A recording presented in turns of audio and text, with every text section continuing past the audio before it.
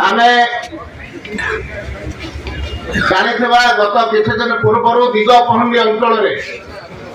block chairman को लेकर बहुत हटाचमट चली से समय तार जे नेतृत्व नहीं जिला परिषद मेंबर श्री बिपिन चंद्र प्रधान से आज आम सहित सामिल होती शासक दल सहित लगातार भाव में लड़ई कर जो प्रकार भाव में चेयरमैन को प्रतिष्ठित कर सुदक्ष नेतृत्व कारण अनुरोध करुच्ची से बिपिन प्रधान से आम सहित सामिल हे सहित अनेक समिति सभ्य आम सहित आसुंच श्री जितेंद्र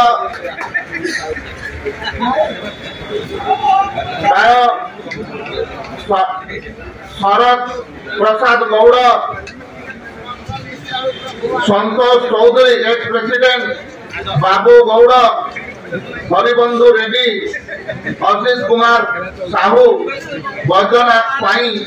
प्रमोद प्रधान